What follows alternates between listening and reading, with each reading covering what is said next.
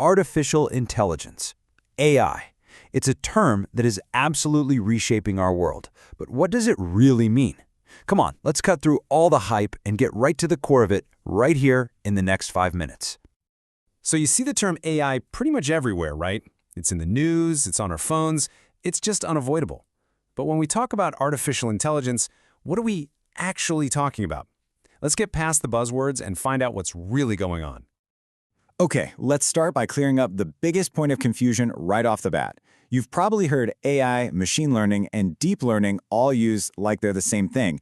And yeah, they're super closely related, but they are definitely not the same.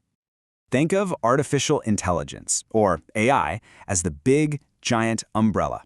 It's the grand, ambitious goal of creating machines that can think like us, that can reason, problem solve, learn, maybe even get creative. It's the whole shebang. So, how do we get to that really grand goal? Well, one of the most powerful ways is through machine learning, or ML. This is where it gets cool.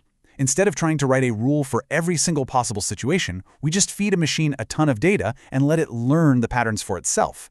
It's all about learning from experience, not just following instructions. And if we go one level deeper, we hit deep learning. Think of this as a supercharged, high-octane version of machine learning. It uses something called neural networks, which are these really complex systems with tons of layers, kind of inspired by how our own brains are wired. This is the powerhouse technology that lets a car see a pedestrian, or lets your phone actually understand what you're saying. The best way to picture this whole relationship is like an onion. AI is the entire onion, the whole field. Machine learning is a huge, crucial layer inside of that, and then right at the very core, you've got deep learning, that powerful technique that makes the most advanced stuff possible. So we've got the what down, but what about the how? How does a machine actually learn anything? Well, it turns out there are 3 main ways it can happen.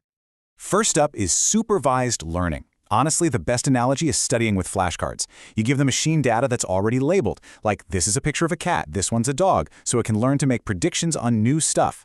Then you've got unsupervised learning. This is more like being handed a giant, messy pile of Legos with no instructions and just being told to figure it out, find the patterns. And finally, there's reinforcement learning, which is pretty much like training a dog.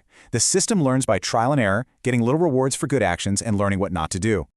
But, learning is just the first step. How does a machine solve a specific problem? Well, it doesn't use just one approach. It has a whole toolkit full of different algorithms for different jobs. So, inside this toolbox, you might find a classification algorithm. It's perfect for simple yes or no questions like, is this email spam? Or you might need regression if you want to predict a specific number like, what's the future price of this house? Clustering is what you'd use to find natural groups in your data to answer stuff like, which of my customers have similar buying habits? And then you've got ensemble methods. That's the pro move. You combine a bunch of different models to create one supermodel that's way more powerful. All right, so we've covered the concepts and the tools, but how does this all actually come together in the real world? Building an AI model isn't magic. It's a journey, a really clear step-by-step workflow. It all starts with data. You have to collect it. And then comes maybe the most important and honestly the hardest step, cleaning it up. Because bad data just leads to bad results. It's that simple. From there, you explore it, look for patterns, then you build and train your model, and you test it like crazy to see how well it works. Only when it passes the test is it actually deployed, where it has to be watched constantly to make sure it's still doing its job. But that training part, it's not so straightforward. There's this critical balancing act you have to pull off. On one hand, you've got overfitting. This is like a student who just memorizes the practice test, including all the typos. They haven't really learned the subject, so they totally fail the real exam. Underfitting is the exact opposite. The model is just too simple. It doesn't even pass the practice test. The goal is always to find that perfect sweet spot right in the middle. So why does any of this matter to you? Because this technology isn't some far-off, futuristic idea anymore. It is completely woven into the fabric of our daily lives. Let's just look at where you're using it, probably without even realizing it. That movie Netflix just suggested for you? Yep, that's machine learning. The way your bank instantly spots a weird charge on your credit card? Machine learning again. When you talk to Siri or Alexa, when you use a chatbot online, or when you see all this incredible progress in self-driving cars and medical diagnosis, it's all powered by this technology. It really is everywhere. This technology is so incredibly powerful. But that leads us to maybe the most important question of all.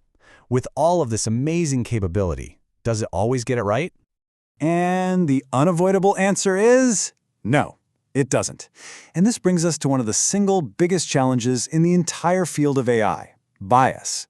Just remember, a model learns from the data we give it. So if our data reflects our own historical human biases, guess what? The AI is going to learn those biases too. And sometimes it can even amplify them, leading to really unfair or inaccurate results. Ultimately, AI is a tool, an incredibly powerful tool. And as this tool becomes more and more integrated into everything, from who gets a job to who gets a loan, it forces us to ask a really critical question. How do we build an intelligence that reflects the best parts of us and not our worst biases? That's the challenge that's going to define the entire future of this technology.